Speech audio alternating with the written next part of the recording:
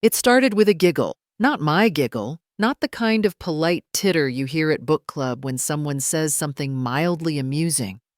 This was different.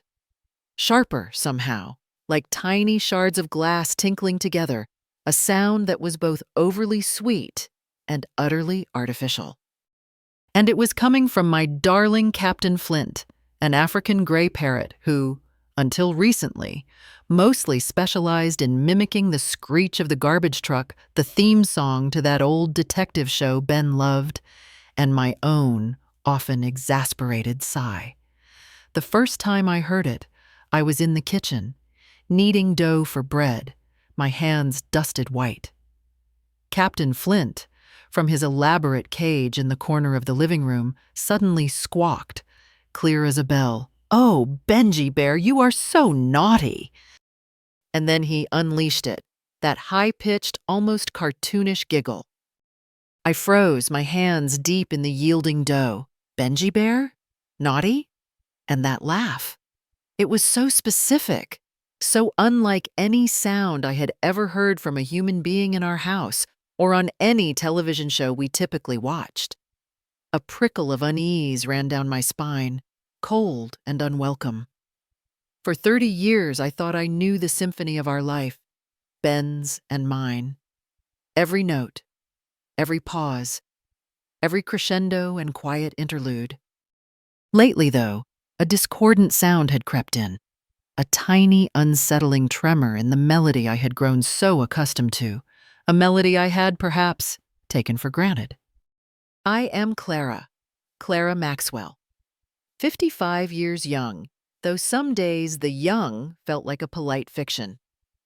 I am an installation artist, or at least I was, more actively, before the children came, before Ben's career took precedence, before the gentle, insidious creep of domesticity wrapped itself around my ambitions like a comforting but ultimately smothering vine. My studio, a converted sun porch at the back of the house, usually my sanctuary of controlled chaos and vibrant potential, had felt muted these past few years. I had spent a lifetime assembling meaning from disparate objects, finding the story in the discarded, the overlooked. Now, it seemed, a story was assembling itself right under my nose, in the heart of my well-ordered home, and I was the last to see the pieces clearly. This new, unsettling feeling about Ben had been growing for months. It was nothing I could quite put my finger on, not at first, just a subtle shift in the atmosphere between us. The late nights he attributed to closing a big deal were becoming more frequent, stretching into the small hours. His phone, once left carelessly on the coffee table, now seemed permanently attached to his hip, and if I entered a room while he was on a call, he would often end it abruptly with a muttered, "Got to go." There was an emotional distance, a kind of polite detachment that had settled between us, as pervasive and chilling as a winter draft under a badly fitting door. I felt a growing sense of isolation, a feeling of being undervalued, like a piece of comfortable old furniture he no longer truly saw, just expected to be there. It was not just the words, you understand, when Captain Flint first uttered that strange phrase. Parrots mimic. That is what they do. But it was the laugh. That laugh. It was like wind chimes made of cheap glass, tinkling with a falseness that sent a shiver down my spine. And I knew, with a certainty that settled cold and hard in my stomach, that I had never heard that laugh in my own home from anyone I knew. It was utterly foreign, yet delivered with such confident familiarity by my feathered companion.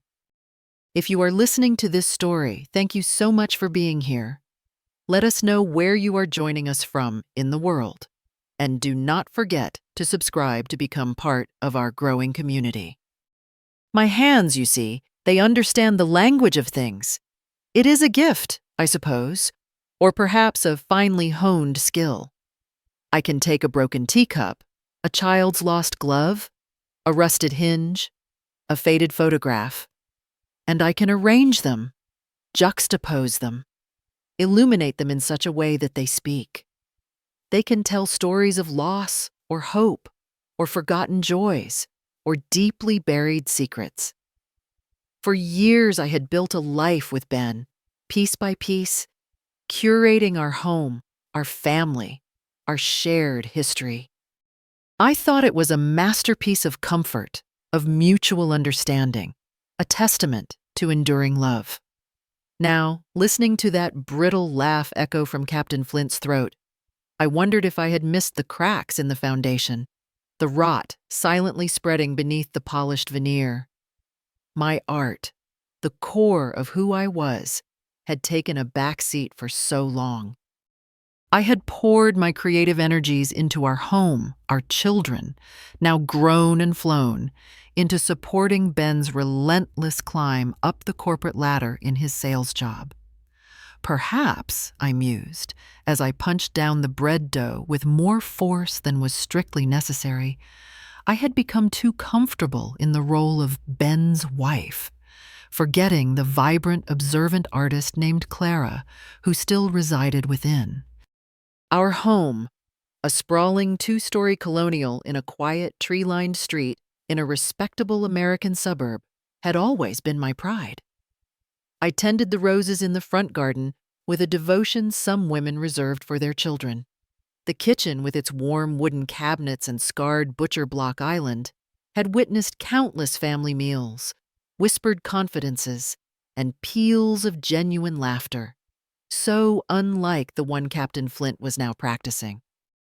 The living room, with its plush sofas and shelves groaning with books and photographs, was meant to be a haven of peace. Now it felt tainted, the air subtly poisoned by my parrot's unsettling new vocabulary. This was my domain, the space I had so carefully curated, and an intruder, unseen and unknown, had somehow breached its walls through the innocent mimicry of a bird. Ben, my Ben, 58 years old, still with that boyish charm that could, as he often boasted, sell ice to an Eskimo or a timeshare to a hermit. That charm had won me over 30 years ago, and for a long time, it had been a source of joy, of amusement. Lately, however, his sales pitches seemed to extend to his explanations for his increasingly erratic behavior. Just last week, he had stumbled in well after midnight, smelling faintly of a cloying, sweet perfume I did not recognize, and certainly did not own. "Client dinner ran incredibly late, darling," he had slurred, patting my cheek with a hand that felt strangely clammy. "Big Japanese account, you know how it is. Endless sake." I did not know how it was. Not really. His dismissiveness when I voiced even the mildest concern was becoming a pattern. He had a way of making me feel like I was being neurotic, overly suspicious, imagining things.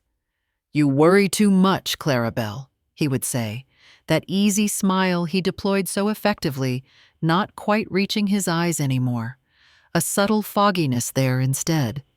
"Everything is fine. Sales are just a tough game right now."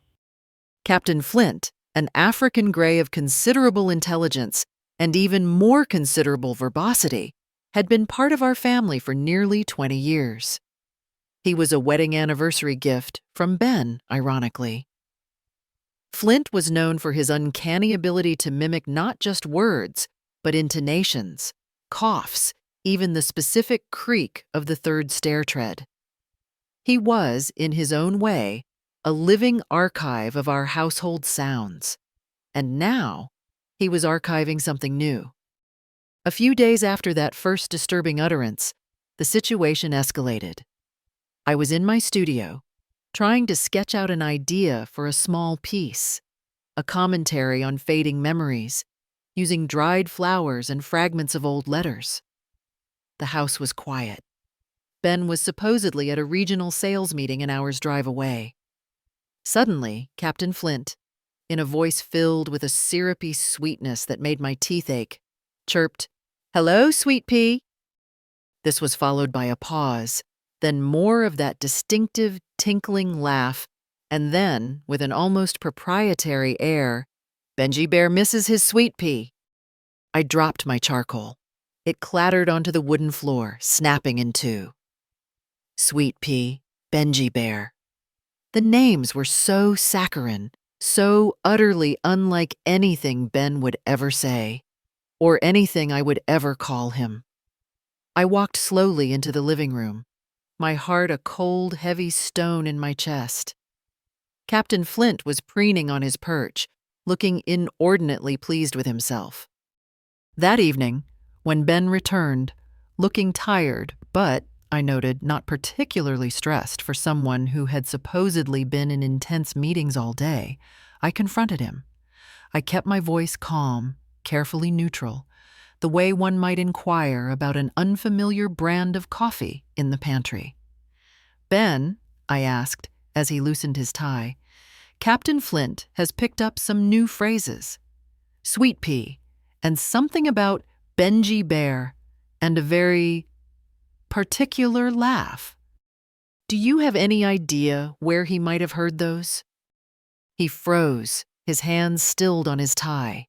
His face, usually so mobile, so ready with an expression to suit the occasion, went blank for a split second before a look of harried confusion settled on it. He dropped his fork at dinner. It clattered loudly on his plate. "Sweet pea?" he repeated, his voice a little too high-pitched. "Benji Bear? Must be something from that awful soap opera you had on yesterday, Clara. You know how Flint picks things up. He is just a bird, making noise." He waved a dismissive hand, but his eyes darted around the room, not meeting mine, as if looking for an escape hatch only he could see. "I have not watched any soap operas recently, Ben," I said quietly, "and that laugh is very specific." "Well, then maybe it is the neighbors," he stammered, a flush creeping up his neck, a telltale sign he was floundering. "You know how loud the Johnsons can be when they have their friends over. Sounds carry." The lie was so transparent, so clumsily constructed, it was insulting. The Johnsons were an elderly couple who were practically deaf and whose idea of a wild night was a game of Scrabble. In that moment, watching him squirm, avoiding my gaze, a strange calm descended upon me. The hurt was a living thing inside me, yes, a sharp, twisting pain of betrayal, but something else was there too, the meticulous, patient mind of the artist. He thought I was a fool. He thought I was just the wife, easily placated, easily deceived. He had no idea that I saw the world in layers, in compositions, in the subtle interplay of truth and illusion. And I decided then, this betrayal would not just be a private grief, a silent sorrow to be swallowed down with my morning coffee. It would become my new project, my most personal installation yet. He thought I would cry, rage, demand answers he was clearly incapable of giving truthfully. He misjudged me. He had misjudged me for a very long time. He went back to his dinner, visibly relieved that I had not pressed the issue further, believing, no doubt, that his flimsy story had worked, that the storm had passed.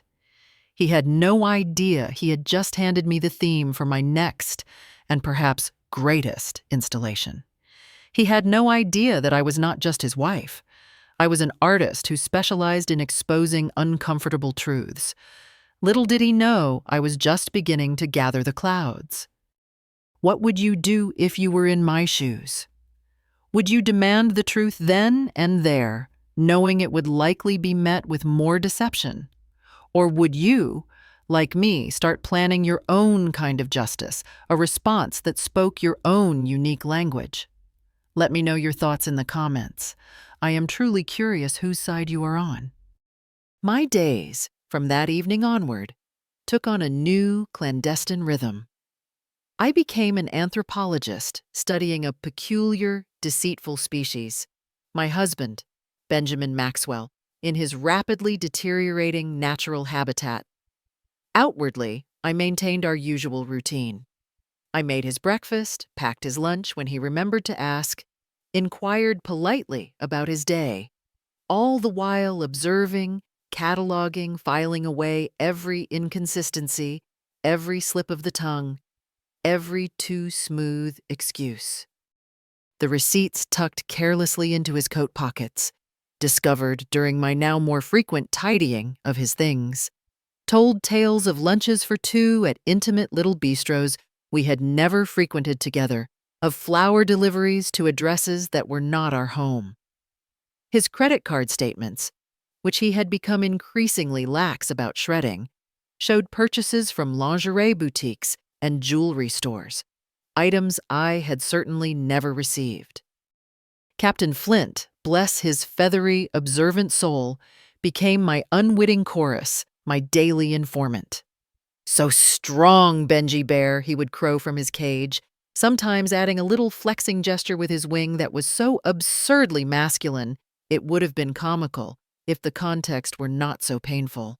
This would invariably be followed by that infuriating, tinkling giggle.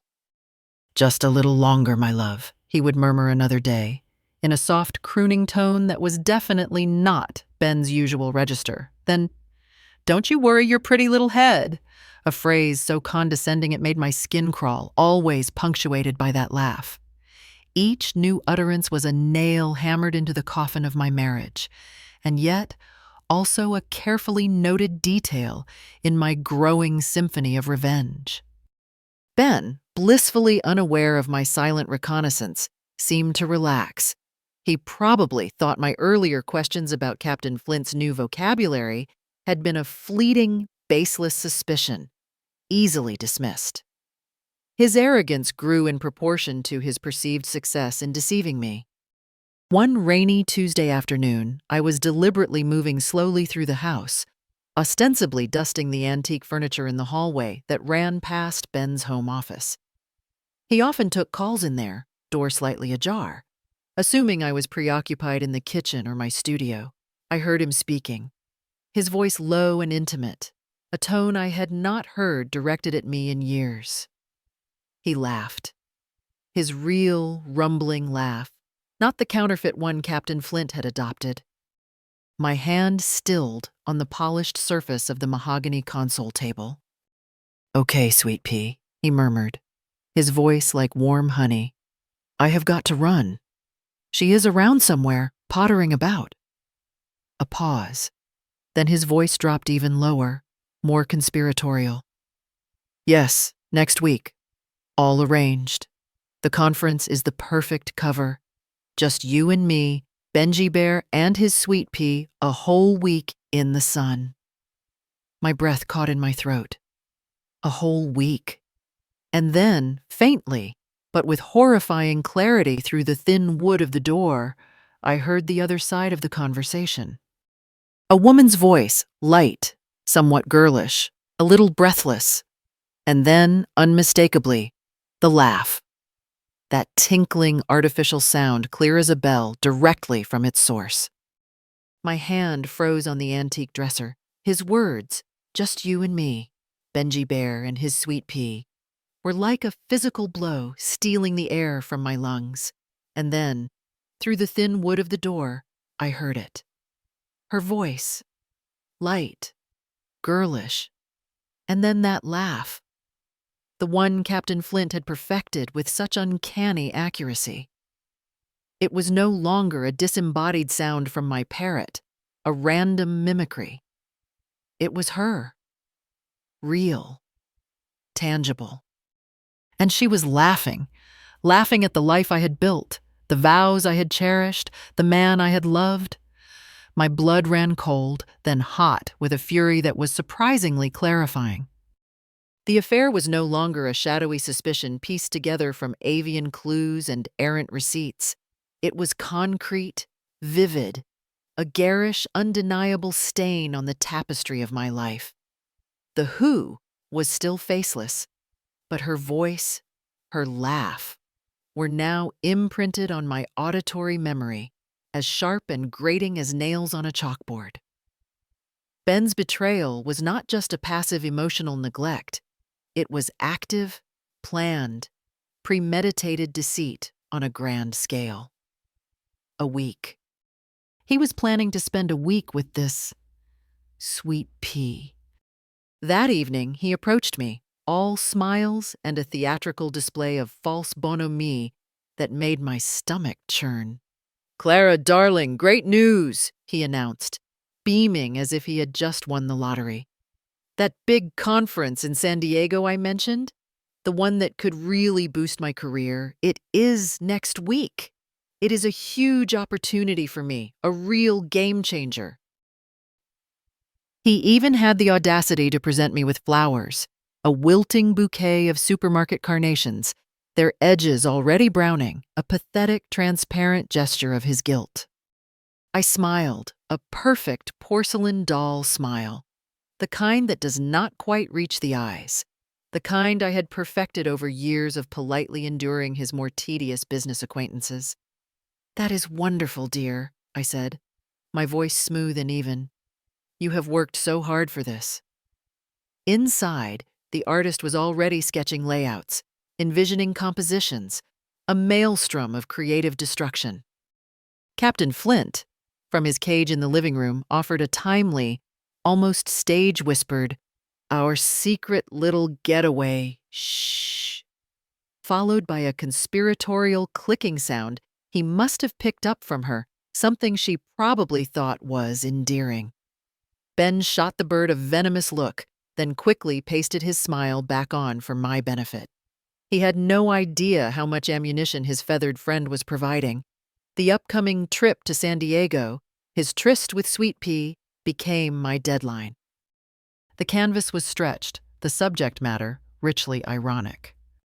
I needed to see her. I needed to put a face to the laugh, to the cloying endearments. It was a compulsion, an artistic necessity, almost. Ben had forgotten his lucky tie, the one he claimed he absolutely needed for a crucial pre-conference presentation he had to give at his main office. Such a shame. Such a convenient lapse of memory. I, of course, volunteered to drop it off. A wifely duty. I timed my arrival carefully, calculating his lunchtime habits, the ebb and flow of people in his downtown office building. As I walked through the revolving doors of the sleek, impersonal glass and steel monolith that housed his company, a wave of laughter washed over me from across the expansive lobby.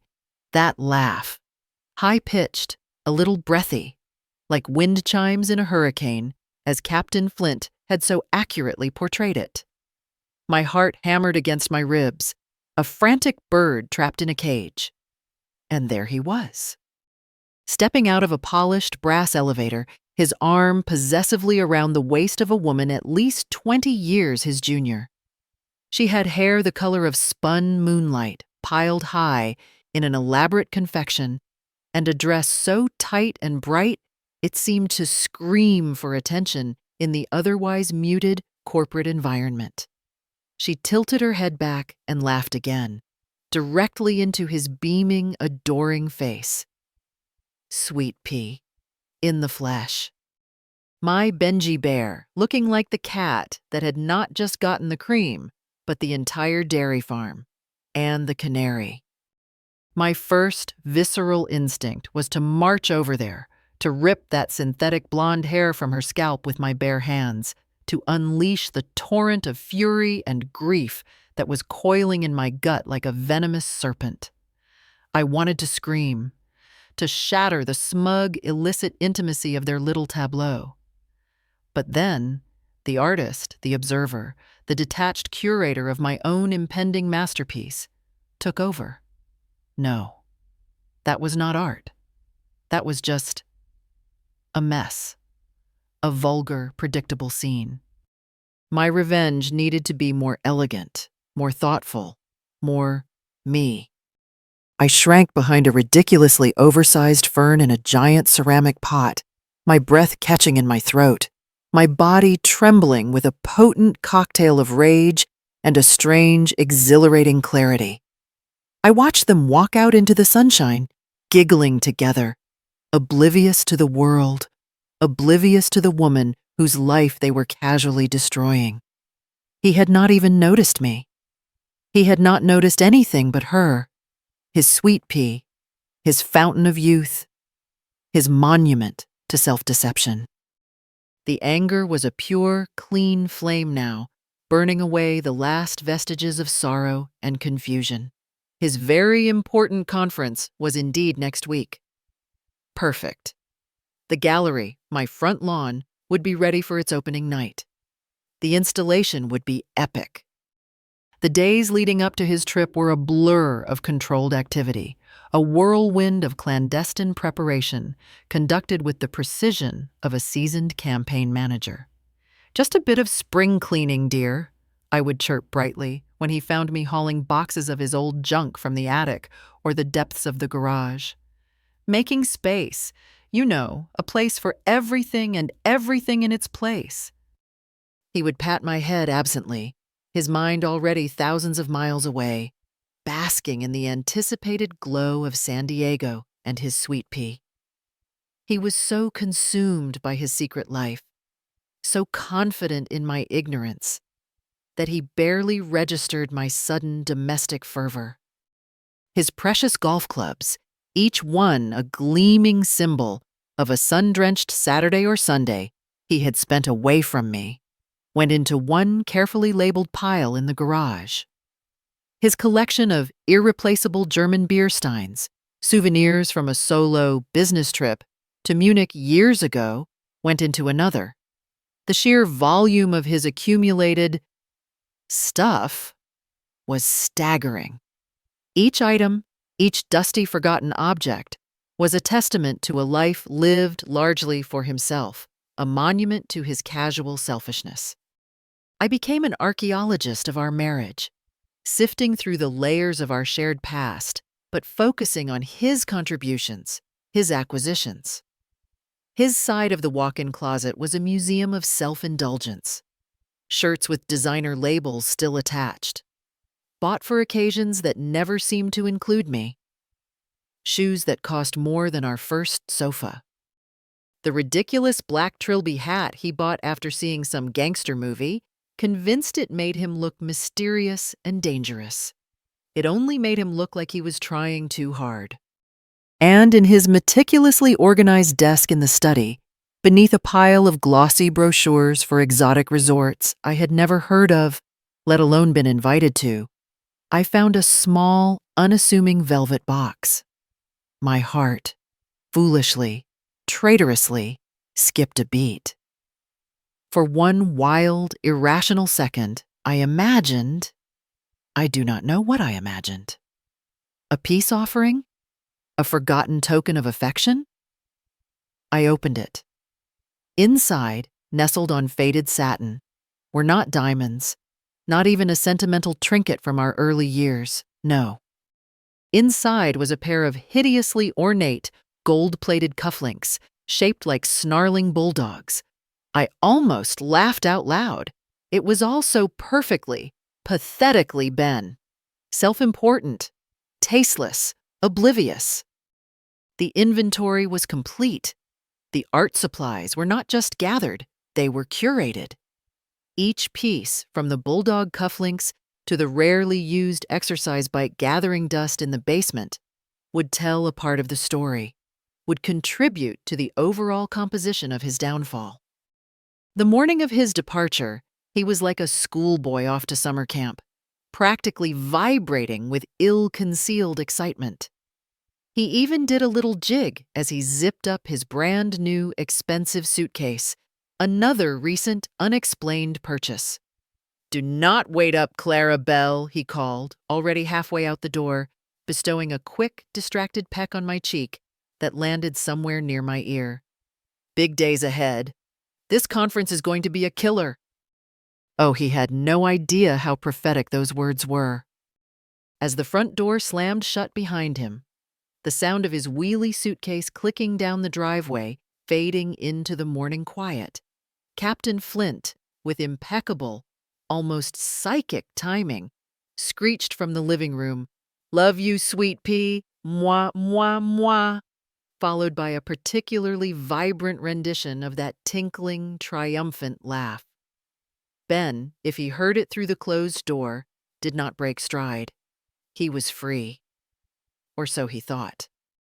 The silence in the house, once he was truly gone, was a physical weight, heavy and oppressive.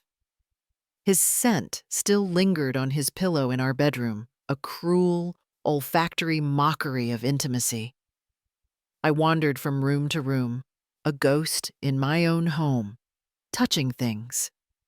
The grandfather clock in the hall that he had inherited from his father, its somber tick-tock now sounding like a countdown. The bookshelf in the den we had built together one long-ago weekend, stained with laughter and spilled coffee. Each object whispered of shared moments, now tainted, curdled, like fresh milk left out in the sun. That first night, alone in our vast, empty bed, the loneliness was a cavern. For a bleak hour, sitting in the dark of the living room, staring at Captain Flint's covered cage, I felt the fight drain out of me. Was this elaborate, artistic revenge worth it? Was I just making a fool of myself, transforming private pain into a public spectacle? The weight of 30 years, the feeling of being so profoundly, casually discarded, threatened to crush me. He had not just left me for another woman.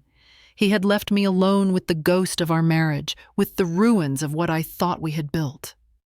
Then, while rummaging in the back of his closet for some sturdy packing tape I knew he hoarded, my hand brushed against a dusty, forgotten cardboard box, pushed far into a dark corner, hidden behind a row of his old, out-of-style suits. Curiosity, or perhaps some premonition, made me pull it out. Inside, nestled amongst old tax returns and irrelevant business papers, were gifts. Gifts I had given him over the decades. A hand-knitted Aran sweater from our first Christmas together, lovingly crafted over many weeks, still pristine, clearly unworn. A small, framed poem I had written for our 10th anniversary, a heartfelt expression of my love, still wrapped in its original delicate tissue paper.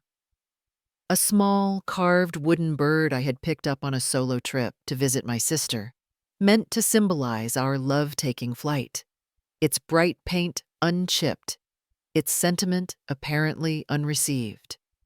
All forgotten, discarded, unvalued. It was not just the infidelity, I realized, with a fresh, searing wave of pain. It was the erasure, the casual contempt for everything I had offered, everything I was.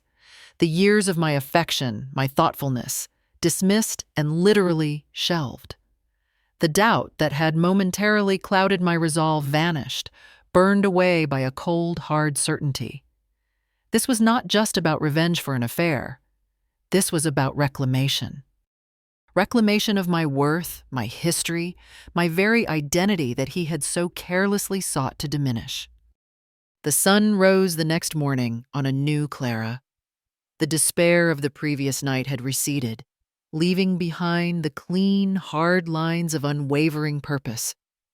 I made coffee, a large, strong mug that steamed invitingly in the cool morning air, and sat at my kitchen table.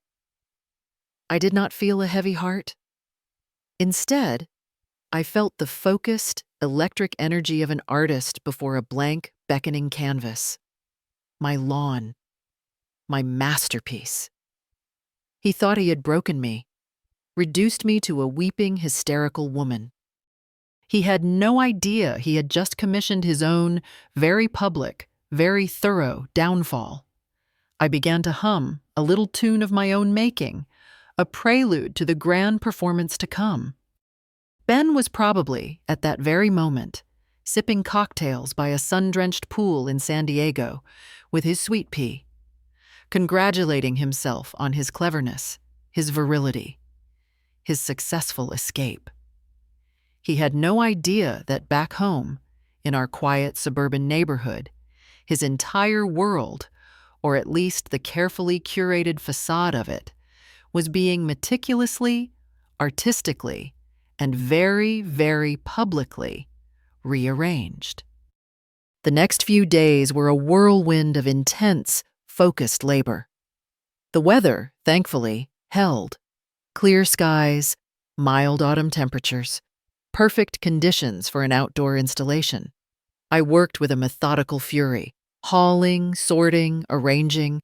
The garage, the attic, the basement yielded their treasures, or rather Ben's treasures.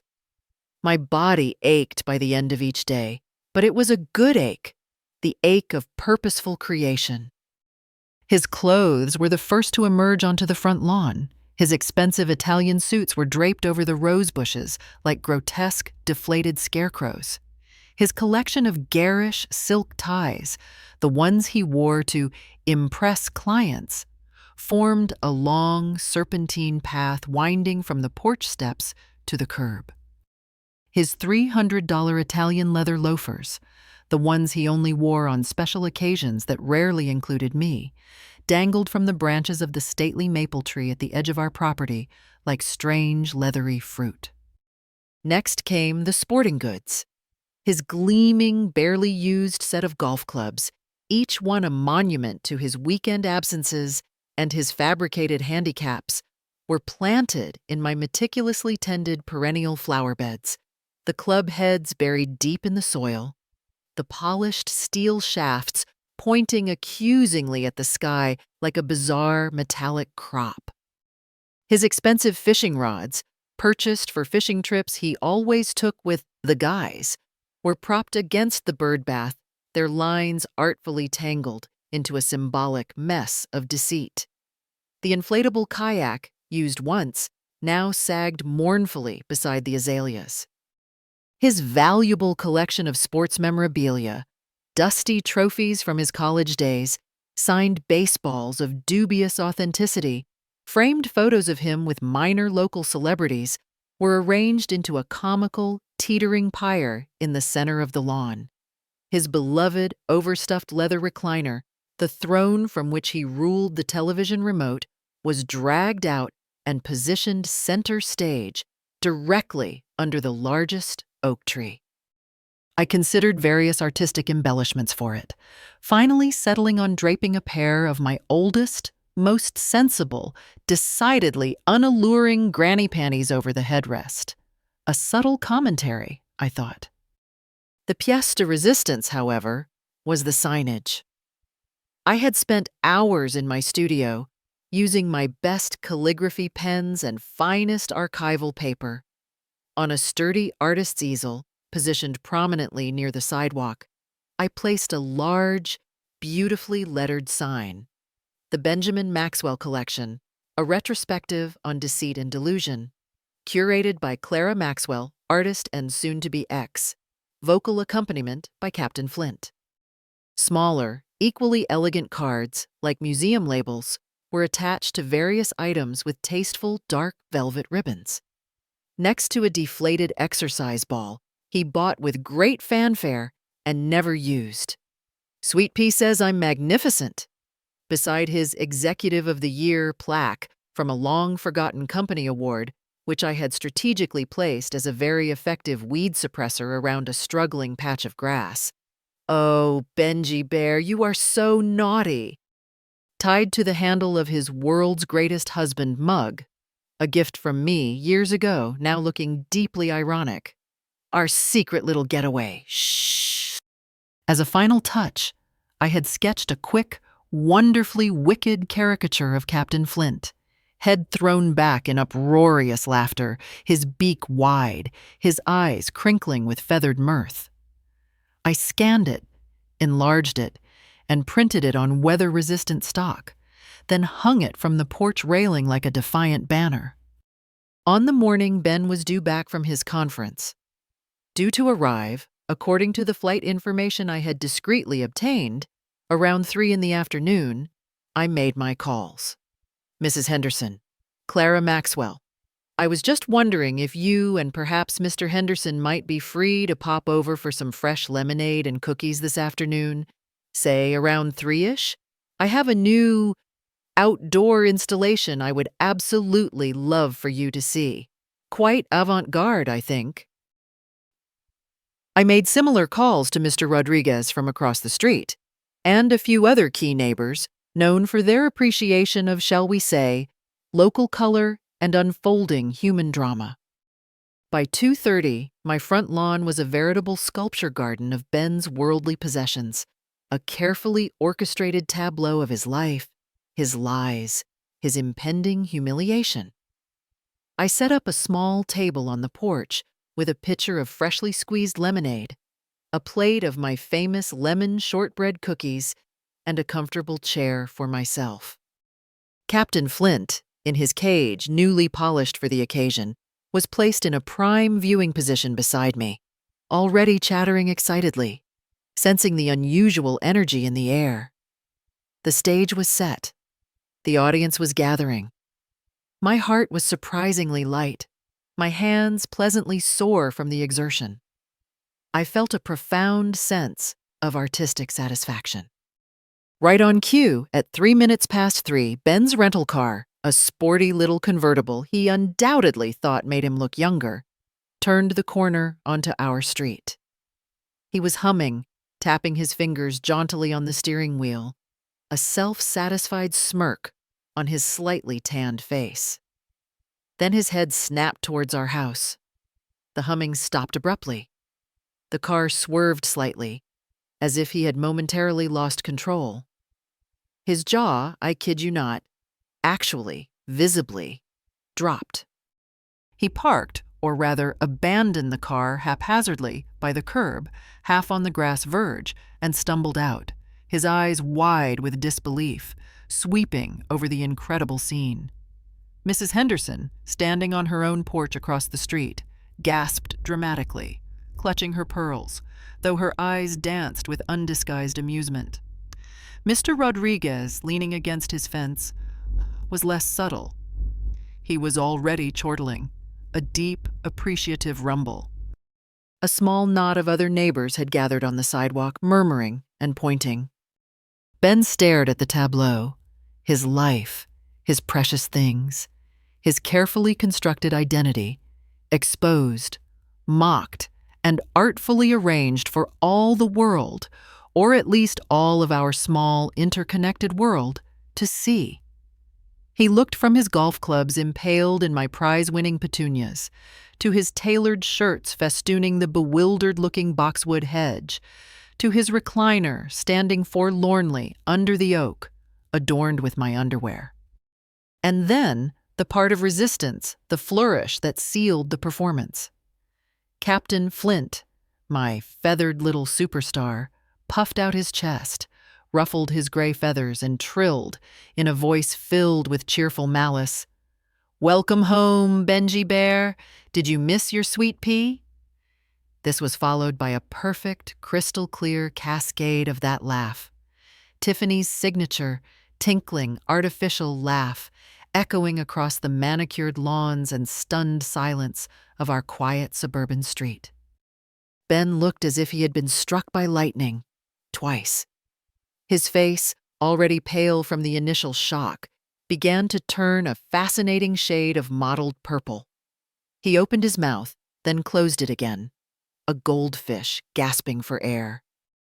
"Clara!" he finally roared, his voice hoarse with outrage and disbelief, his eyes bulging. "Have you lost your mind?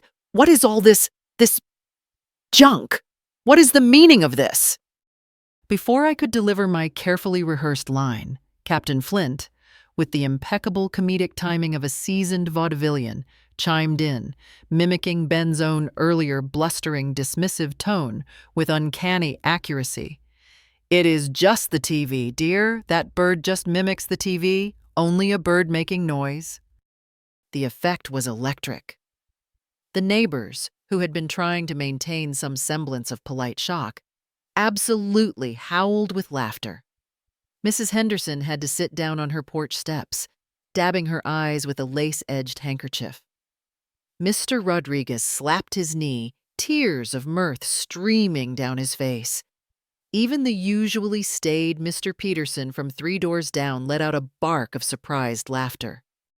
Ben looked from the gleefully squawking parrot, to my serene, smiling face on the porch, then to the smirking, laughing faces of our neighbors.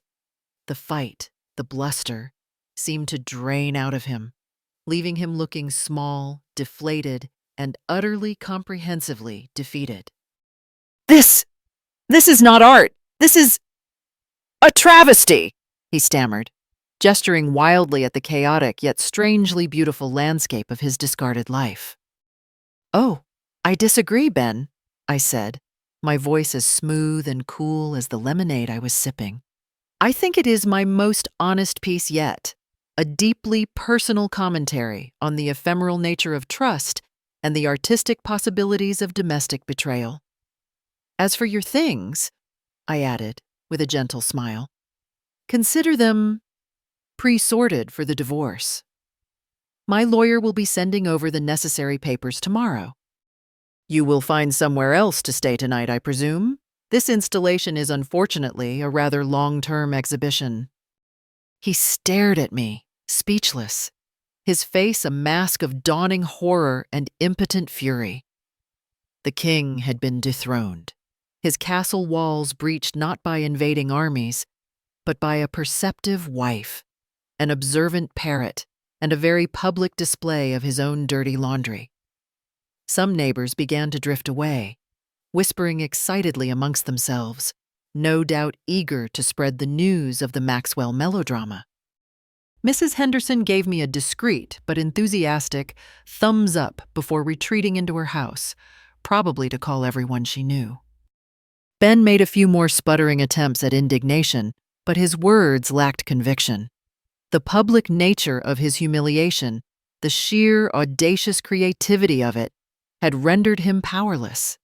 He could not very well start bundling up his golf clubs and fishing rods with the entire neighborhood watching and, in many cases, openly snickering. Later that night, under the discreet cover of darkness, a budget-moving van, unmarked and somewhat battered, rumbled down our street. I watched from my bedroom window as two unenthusiastic men, directed by a furtive, hunched Ben, hastily loaded his belongings. A few porch lights flicked on up and down the street as curious neighbors peeked through their curtains, savoring the final act of his ignominy. Sweet Pea, I heard through the neighborhood grapevine, which was now buzzing like a hornet's nest, had made a swift and permanent exit from his life the moment news of the lawn exhibition reached her. Apparently, public ridicule was not part of her romantic fantasy. Ben, I later learned, ended up seeking refuge at his long-suffering sister's house, his reputation in our social circle, and likely at his now former place of employment in absolute tatters. The days that followed were like breathing fresh, clean air after being trapped in a stuffy, suffocating room for years. The house sighed with relief, and so did I. It felt bigger, brighter, lighter. I painted the living room a vibrant, joyful yellow, a color Ben had always vetoed as too loud. My studio, once a place I retreated to with a sense of quiet desperation, now hummed with a new, exhilarating energy. Ideas for new installations, new projects, bloomed in my mind like desert flowers after a long-awaited rain. I was Clara again, not Mrs. Ben Maxwell, dutiful wife and overlooked appendage, just Clara, artist, and it felt absolutely, unequivocally wonderful. Captain Flint still chatters away, of course. His vocabulary is rich and varied as ever, but his repertoire has subtly changed. He mimics the happy gurgle of the coffee pot in the mornings, the contented scratching of my charcoal on textured paper, the cheerful whistling of the mailman. And sometimes, when I am particularly pleased with a new piece of art, or simply enjoying the peace of my reclaimed home, he echoes my own quiet laugh. A real one, this time, full of genuine contentment and hard-won peace. That other laugh, the tinkling, false, brittle one, it is gone, banished from his vocabulary. banished from my life. Like the man who brought it, and all its attendant deceit, into our lives. For so long, I had allowed myself to be a background character in Ben's story, a supporting player whose own narrative was deemed less important. What I learned, through this rather unconventional journey of heartbreak and artistic expression, is that when someone tries to dim your light, sometimes the best and most satisfying response is to create your own spotlight, even if it happens to be on your front lawn, illuminated by the astonished gazes of your neighbors. Betrayal can break you, it is true, or it can be the very thing that cracks you open, revealing the strength, the resilience, and the fierce creativity you forgot you possessed, or perhaps never knew you had. Never underestimate a woman with a broken heart, an artist's eye, and an unshakable sense of her own worth. And never, ever underestimate her parrot. Thank you so much for listening to my story. I truly hope it resonated with some of you, perhaps even brought a smile to your face or a sense of satisfying vindication. If you enjoyed this journey of artistic justice, please do subscribe to our channel. Give this video a thumbs up, and I would love to read your thoughts in the comments below. What was your favorite exhibit on Ben's lawn? We have many more stories of resilience, reclamation, and deeply satisfying resolutions waiting for you here. Goodbye for now, and I sincerely hope to share another story with you again very soon.